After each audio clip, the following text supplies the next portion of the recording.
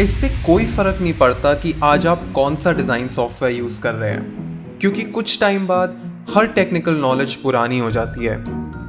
But एक चीज़ है जो हमेशा काम आती है, और वो है आपकी फाउंडेशंस।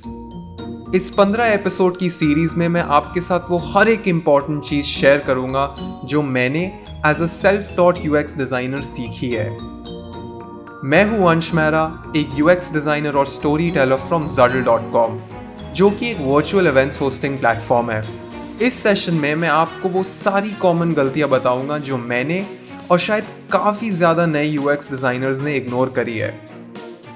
आई होप आपने अभी तक मेरे चैनल के सारे एपिसोड्स देखे हैं, तो फिर वेट किस बात का। चलिए आज का सेशन शुरू करते हैं।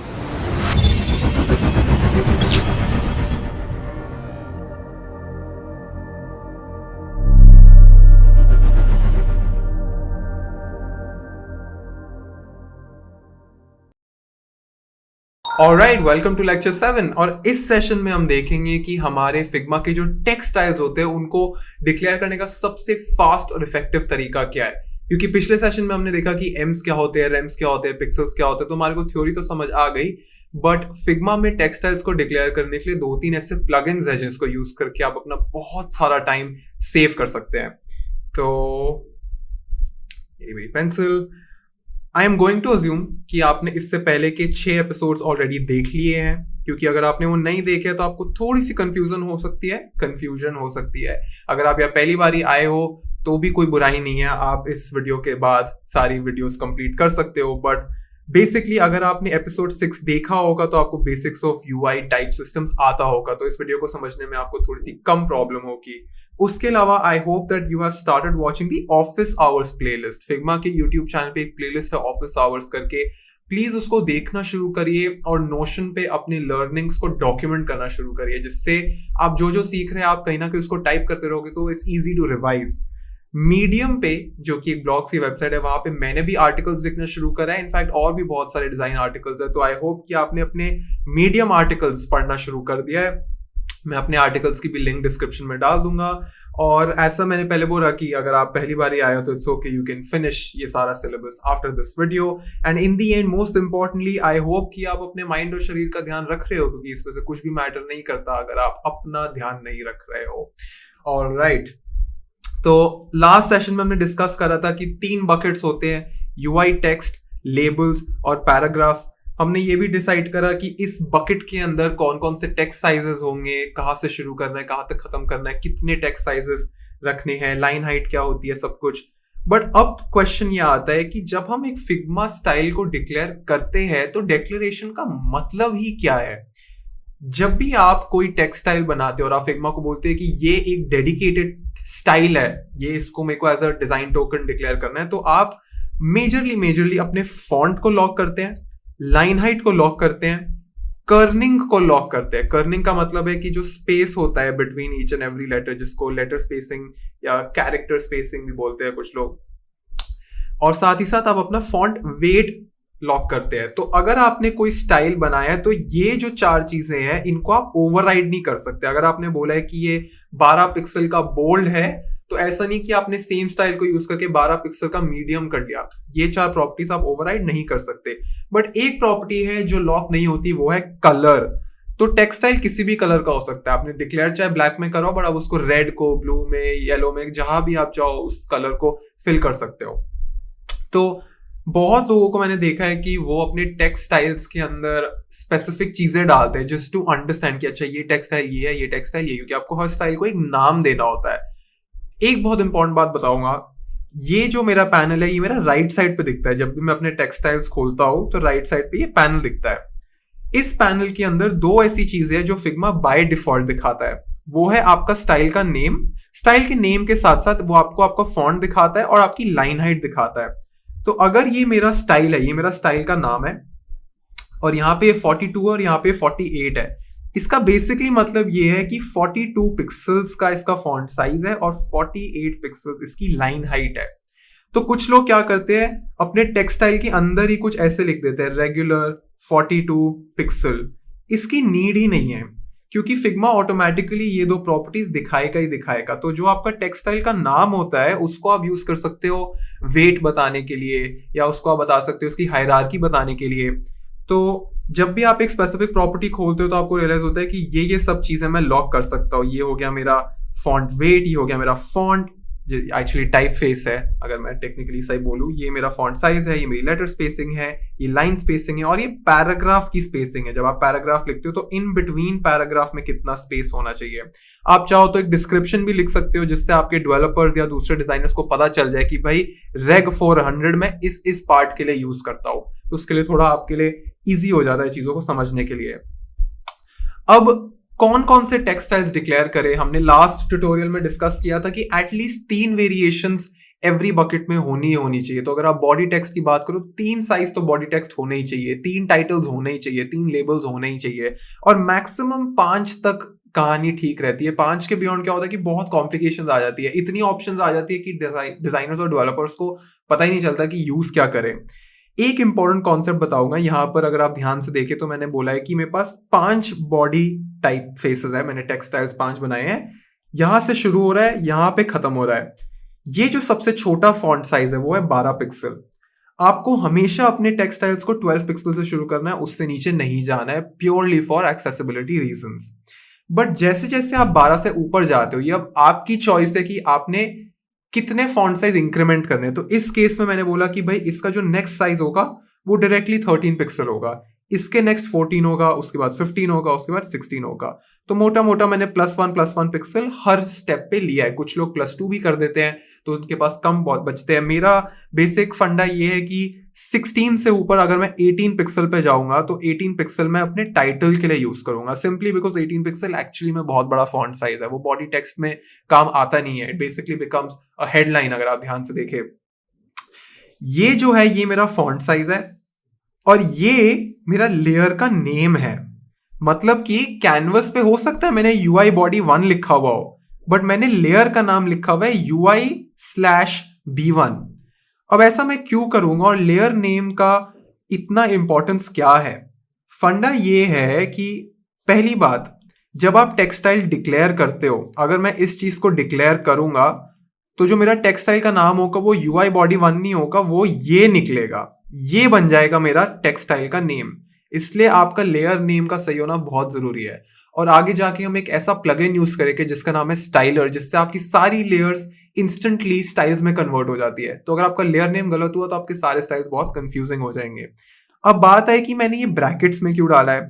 जब भी आप फिग्मा में एक स्लैश डालते हो स्टाइल्स के नेम में, तो फिग्मा उसको ऑटोमेटिकली ग्रुप कर देता है। अगर आप ध्यान से देखो तो ये सारे के सारे टाइटल्स यहाँ पे T1 के नीचे है, ये वाले लेबल 3 के नीचे है। और सिंपली बिकॉज अगर मैं इस टेक्सटाइल का आपको नाम दिखाता तो आपको रियलाइज होता कि ये मैंने कुछ इस तरीके से डिक्लेयर करा हुआ है, T1/bold-700। ये जो स्लैश कन्वेंशन है फिग्मा समझ जाता है कि अच्छा ये सेम फैमिली के वो बिलोंग करते हैं, तो इससे थोड़ा सा ऑर्गेनाइजेशन और सिंपल हो जाता है। अब हम आते हैं वेट्स पे। जब आपने फॉन्ट साइज डिसाइड कर लिया, आपको रियलाइज हो गया कि इतने बॉडी है, इतने लेबल्स है, फिर बात आती है वेट्स की। वेट्स में भी बेटर होता है कि आप कम नंबर रखें। कुछ लोग रेगुलर मीडियम बोल्ड रखते हैं, कुछ लोग लाइट मीडियम बोल्ड रखते हैं। यूजुअली बेटर होता है कि सेमी बोल्ड बोल्ड ना रखो, क्योंकि दोनों में इतना कम डिफरेंस होता है कि कोई सेंस नहीं बनता फ्रॉम अ फंक्शनल पर्सपेक्टिव। तो बहुत सब्जेक्टिव है, बट यूजुअली 2 तो रखने ही रखने चाहिए। तो इस केस में क्या हुआ कि अभी तक तो मैंने सारे के सारे रेगुलर डिक्लेरेशंस करी थी, यहाँ पर ये सारे के सारे रेगुलर फॉन्ट साइजेस थे। बट अब मैंने बोला कि मुझे रेगुलरली मुझे तो बोल्ड भी चाहिए। तो मैं क्या करूंगा, यहाँ पे मैंने दोनों, यहाँ पे ये रेगुलर ये बोल्ड यहाँ पे रख लिया। फॉन्ट साइजेस तो मेरे सेम रहेंगे, बट अब मैं जो मेरा लेयर है, जो मेरा टेक्स्ट का लेयर है, उसमें मैं एक और ग्रुपिंग डाल दूंगा रेगुलर 400 की। तो पहले मैंने करा UI, फिर करा B1, और B1 के अंदर मैं आ गया रेगुलर 400 में। तो आपको एक और लेवल ऑफ हायरार्की मिल गई, एक और लेवल ऑफ ऑर्गेनाइजेशन मिल गई। और अभी हम फिग्मा खोलेंगे और ये सब एक्चुअली में करेंगे। तो फिग्मा खोलने से पहले मुझे बस ये कॉन्सेप्ट आप लोगों को समझाना था कि लेयर नेम और कंटेंट में बहुत फर्क होता है। तो हो सकता है मैंने फिग्मा में अपने डिजाइन सिस्टम की डॉक्यूमेंटेशन में कुछ ऐसा लिखा हुआ हो, इसका मतलब ये नहीं कि इसी को आपने टेक्सटाइल का नेम बना दिया या इसी को डिजाइन टोकन बना दिया और डेव को बोला ये है मेरा स्टाइल का नाम। नहीं, ये तो बहुत डिफिकल्ट है मेंटेन करने को। इतना लंबा स्ट्रिंग कौन याद रखेगा, इसको बोलने में भी कितना टाइम लग जाएगा। तो इस पूरी चीज का लेयर नेम कुछ ऐसा दिखेगा और इस चीज को आप डिक्लेयर करो कि ये आपका स्टाइल बनेगा। तो अब हम फिग्मा पे जाएंगे। फिग्मा में हम 3 प्लगइन्स को यूज करेंगे। 3 प्लगइन्स नहीं, 2 प्लगइन्स है और एक फिग्मा का ऑलरेडी फीचर है। एक है स्टाइलर प्लगइन, एक है सॉर्टर प्लगइन जिसकी हमारे को नीड नहीं पड़ेगी, बट क्योंकि ऑटो लेआउट हम यूज कर रहे हैं। आई थिंक मैंने पिछले ट्यूटोरियल में सॉर्टर के बारे में समझाया भी था, तो आप अगर आपने अभी तक की वीडियोस देखी तो आपको सॉर्टर के बारे में पता होगा। और फिर बैच रीनेमिंग, जो कि फिग्मा का एक बहुत पावरफुल फीचर है, बहुत कम लोग इसको एक्चुअली में प्रॉपरली यूज करते हैं। तो फटाफट से अब फिग्मा पे चलते हैं। ऑलराइट, तो अब हम फिग्मा पे आ गए एंड करंटली मैंने अपने कैनवस पे कुछ पैराग्राफ टेक्स्ट रखे हुए हैं, कुछ बॉडी टेक्स्ट रखा हुआ है, कुछ टाइटल्स रखे हुए हैं। तो सबसे पहले देखते हैं कि मैंने कितने टाइटल्स और कितने बॉडी टेक्स्ट रखे हुए। मैंने बहुत एक्सेसिव नंबर लिया हुआ है जानबूझ के, just to make it difficult. शुरू करते हैं बॉडी से। जो सबसे छोटा बॉडी साइज है वो है 12 पिक्सल्स, और वहां से करते करते मैं इसको इंक्रीज करता हूँ और जो सबसे बड़ा बॉडी टेक्स्ट है वो है 16 पिक्सल्स का। ध्यान से नोटिस करना कि B1 सबसे बड़ा है और B5 सबसे छोटा है। हमने ये पहले डिस्कस किया था कि H1 H2 H3 की तरह जैसे कोडिंग में होता था, वहां से हमने 1 2 3 4 से शुरू करा है। ये 7 से लेके 1 तक जाता है और मैंने सबको एक ऑटो लेआउट में रखा हुआ है जिससे सब यूनिफॉर्म रहे, सब ऑर्डर में रहे, वरना आपको सॉर्टर यूज करना पड़ता है to put them into order. क्योंकि कभी कभी क्या होता है कि जो ऑर्डर आपके कैनवस पे होता है जरूरी नहीं कि वही लेयर्स पैनल पे हो। लेयर्स पैनल में हो सकता है ऊपर नीचे हो चीजें और राइट साइड पे आपको लग रहा हो कि सब कुछ ऑर्डर में है। तो ऑटो लेआउट से राइट साइड पे जो दिखता है वैसा ही लेयर्स पैनल में दिखता है। अब क्या करते हैं, इनको रीनेम करना शुरू करते हैं। ये मैंने पूरा सेलेक्ट करा अपना ऑटो लेआउट, एंटर प्रेस करा और यहाँ लोअर राइट कॉर्नर पे आपको मेरी कीज भी दिख जाएगी। कमांड आर प्रेस करा तो बैच रीनेमिंग आ गया। बैच रीनेमिंग में अगर मैं लिखता हूं UI/बॉडी, तो मेरे को सिर्फ और सिर्फ एक डैश डालना है, उसके आगे मुझे नंबर असेंडिंग, ये नंबर असेंडिंग का आइकन है, ये डालना है। तो फिग्मा यहाँ पे $NN डाल देता है और यहाँ पे एक प्रीव्यू दिखाता है कि भाई आपके लेयर्स कुछ इस तरीके से दिखेंगे। बट मेरे को तो सिर्फ B चाहिए, क्योंकि B फॉर बॉडी हो जाएगा, T फॉर टाइटल हो जाएगा, तो वो पूरे फ्रेज की नीड ही नहीं है बॉडी या टाइटल। तो सिर्फ B रखूंगा और अगर मैं उसके बाद डॉलर और स्मॉल n डालूंगा तो सिर्फ B1 B2 B3 आ जाएगा। डबल n डालूंगा तो 0 के बाद आता है, अगर एक n डालूंगा तो सिर्फ ऐसे आता है। तो ये प्रीव्यू टॉप से बॉटम का दिखा रहा है। स्टार्ट फ्रॉम 1 करना है, 0 से तो करना नहीं है। तो ये मैंने रीनेम कर दिया। अब मेरे सारे बॉडी टेक्स्ट इस तरीके से रीनेम हो गए। बट इंटरेस्टिंग बात यह है कि अगर मैं बॉडी 1 को सिलेक्ट करूं तो इसका नाम UI/B5 दिखा रहा है, जो कि मुझे नहीं चाहिए, मुझे एक्चुअली उल्टा चाहिए। तो इंटरेस्टिंग बात यह है कि जब फिग्मा रीनेमिंग करता है तो वो टॉप से बॉटम करता है, बट जब फिग्मा एक्चुअली में रीड करता है ऑटो लेआउट को, अगर मैं इस ऑटो लेआउट को हॉरिजॉन्टल कर दूं और लेफ्ट से राइट शुरू करूं तो वो नीचे से काउंटिंग शुरू करता है। रीनेमिंग ऊपर से करता है और वैसे काउंटिंग नीचे से ऊपर करता है। तो ये स्टैक स्ट्रक्चर है कि ये लेयर 1 है, ये लेयर 2 है, ये लेयर 3 है। तो अभी तो नाम हमारे गलत हो गए। तो इसका सिंपल सा तरीका ये है कि पिछली बार ये असेंडिंग करा था, इस बार ये डिसेंडिंग कर दो। तो कुछ नहीं करना, फिर से इसको सिलेक्ट करना है, एंटर दबाना है, सारी लेयर सिलेक्ट हो गई। कमांड R दबाया, UI/B और उसके आगे हमने कर दिया dollar and capital N। Capital N का मतलब होता है डिसेंडिंग। तो अब ये B5 B4 B3 B2 B1 करेगा। रीनेम कर दो, अब सब एग्जैक्टली वैसा है जैसा आपको चाहिए। अब मैं चाहूँ तो टाइटल्स को भी सिलेक्ट कर सकता हूँ, एंटर दबाया, कमांड R करा, UI/T उसके आगे dollar capital N। Very simple, ये T1 से लेके T7 तक डिक्लेयर हो गया। सोचो कितना टाइम आपका बच गया। इन सबको सिलेक्ट करा, कमांड R करा, इसको करा पैराग्राफ, क्योंकि ये UI के अंदर तो आएगा नहीं, तो पैराग्राफ/P$N। तो ये भी सारे डिक्लेयर हो गए। अब हम स्टाइलर प्लगइन को यूज करके इन लेयर्स को एक्चुअली में स्टाइल्स में कन्वर्ट करेंगे। जो सिंपल तरीका होता था वो होता था कि मैंने स्टाइल यूज करने के लिए यहाँ 4 डॉट्स पे गया, इस प्लस पे आइकन पे क्लिक करा, यहाँ स्टाइल का नाम बनाया, बट इसमें बहुत टाइम लग जाता है। तो आपने क्या करना है, सारे ऑटो लेआउट्स को सिलेक्ट करना है, एंटर दबाना है, कमांड स्लैश यहाँ पे जाए स्टाइलर पे और फिर आप गए स्टाइलर जनरेट स्टाइल्स। जैसे ही आपने इस पे क्लिक करा, यहाँ पे आया क्रिएटेड 19 और इसने 19 टेक्सटाइल्स ऑलरेडी बना दिए हैं। तो यहाँ पे आप देखो, आपको सारे टेक्सटाइल्स अपने दिखने लग जाएंगे। देखो सारे के सारे डिक्लेयर हो गए हैं। कितना टाइम आपका बच गया, कैन यू इमेजिन। बट मेरे को रेगुलर और बोल्ड दोनों चाहिए, तो मैं क्या करूंगा, कमांड Z कर देते हैं, हमारे को भी डिक्लेरेशंस की नीड नहीं है। सबसे पहले मैं इनको रखा, ये सब रेगुलर है, इनको रखा, ये सब रेगुलर है, इनकी बनाई कॉपी, फिर से सेलेक्ट करा, रेगुलर से कर दिया बोल्ड। अब मुझे क्या करना है, मुझे इनके लेयर नाम के अंदर भी लिखना है कि ये रेगुलर है और इनका वेट 400 है। तो प्रेस करा रिटर्न, कमांड आर करा, और बैच रीनेमिंग में एक और बटन होता है करंट नेम का। अगर मैं यहाँ पे कुछ भी टाइप करता हूं तो पूरा का पूरा मेरा जो नेम होता है वो रीनेम हो जाता है। अगर मैं करंट नेम डाल दूं, यानी $, इसका मतलब है ये करंट नेम है, चाहे या कुछ भी हो, अभी उन्होंने उसको नोटिफाई या डिनोट करने के लिए डॉलर और एंड लिख दिया है। अगर मैं इसके आगे एक स्लैश और डाल दूं और लिख दूं रेग डैश 400, क्योंकि 400 उसका वेट है, और आप fonts.google.com पे जाके अपने फॉन्ट का वेट देख सकते हो।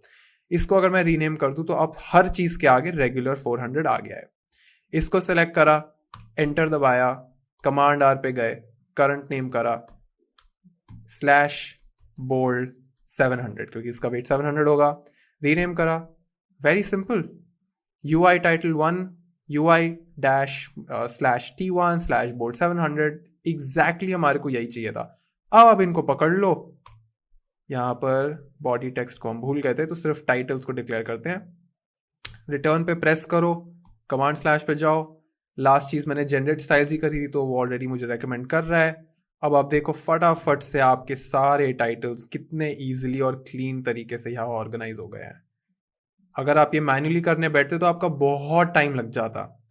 तो यही मुझे सिखाना था, ऐसे ही आप अपने टेक्सटाइल्स को डिक्लेयर करना। और कुछ बड़े इंटरेस्टिंग प्लगइन्स है यहाँ पर, 3 प्लगइन्स है जो मैं बहुत रेगुलरली यूज करता हूँ। एक है find and replace. Find and replace is basically, आपने वर्ड में भी ऐसा फीचर यूज करा होगा कि अगर आपने कभी होता है कि कोई आपने स्लाइड्स बनाई और आपसे कोई वर्ड गलत हो गया, या आपको किसी एवेटार का नेम चेंज करना है थ्रू आउट, तो आप फटाफट से यहाँ पे उसका नेम डाल सकते हो और पूरे फाइल में जहां जहां भी वो वर्ड होगा उसको स्वैप कर सकते हो। तो अगर कुछ स्पेसिफिक फ्रेम्स है, एक नया पेज बना लो, उस पेज में सिर्फ वो स्पेसिफिक फ्रेम्स डाल दो और वहां से उसका नेम चेंज कर दो। तो अगर मैं यहाँ पे हेल्पफुल लिखता हूँ तो देख लेगा कि या हेल्पफुल लिखा हुआ है, और सिर्फ 2 जगह लिखा हुआ है, तो मुझे बता देगा कि कहाँ लिखा हुआ है। हेल्पफुल की जगह अगर मैं कर दूं अमेजिंग तो वो प्रीव्यू भी दिखा देता है। और अगर मैं रिप्लेस ऑल कर दूं तो फटाफट आपके सारे वर्ड्स रिप्लेस हो जाते हैं। फिर आता है हमारा गोस्ट यूएक्स राइटर। कभी कभी क्या होता है कि आपको प्रोटोटाइप्स बनाने होते हैं तो उसमें कॉपी लिखनी पड़ती है कि गलत पासवर्ड के लिए, गलत इसके लिए, उसके लिए, मैसेजेस के लिए। तो ये जीटा ने प्लगइन बनाया है, अमेजिंग प्लगइन है, इसमें बहुत सारी अलग अलग कैटेगरीज है। आप क्लिक करो, एरर पे जाओ, फिर वो और आपको बताता है कि साइज लिमिट का एरर है, नॉट सपोर्टेड का है, तो यहाँ पे बहुत सारी कॉपी आ जाती है। तो अगर आपने टेक्स्ट फाइल बनाई, अगर आप इस पर क्लिक करोगे तो उस टेक्स्ट फाइल में ये कॉपी आ जाएगी, वरना आप नॉर्मली यहाँ से टेक्स्ट को कॉपी भी कर सकते हो। फिर spell with 3 L's at the end, very simple, is basically spell check. कभी कभी क्या होता है फिग्मा में सिली मिस्टेक्स हो जाती है, तो इस प्लगइन से आप वो मिस्टेक्स अवॉइड कर सकते हो। नाउ क्विक रिमाइंडर है कि प्लीज थोड़ा सा टाइपोग्राफी और CSS में पढ़ना शुरू करो, क्योंकि मैं आपको यहाँ पे सिर्फ ब्रीफ टॉपिक्स और डायरेक्शन दे देता हूँ, बट अगर आपने ट्रूली इस फील्ड में अच्छा होना है तो आपको टाइपोग्राफी और CSS दोनों पे पढ़ना पड़ेगा।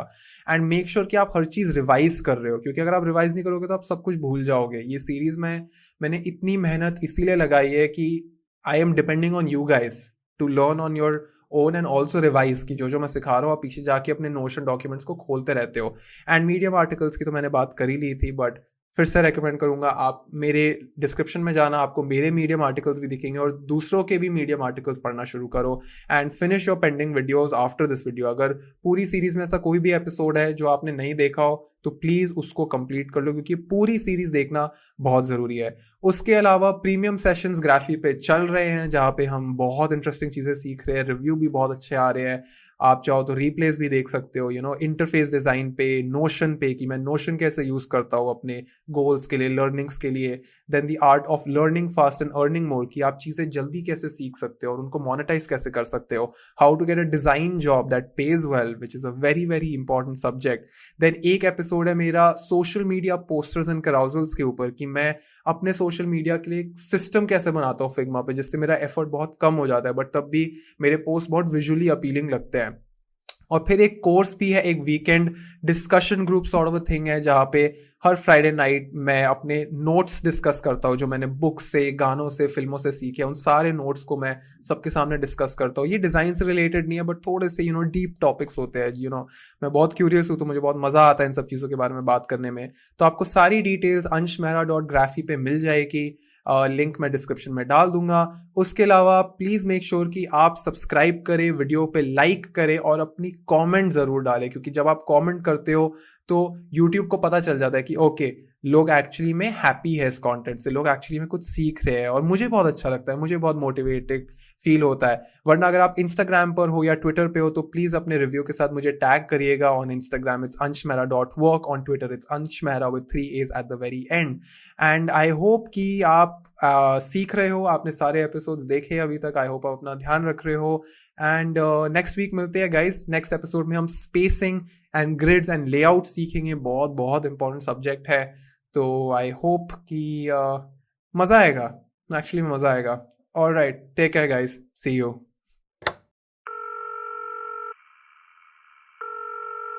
हेलो, कैसा लग रहा है Bangalore? Next level bro.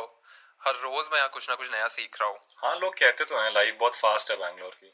Bro यहाँ सब लोग कुछ ना कुछ बना रहे हैं, जिसको देखो कुछ ना कुछ नया सीख रहा है। हाँ, तूने भी तो पिछले 1 साल में कितना कुछ सीख लिया है।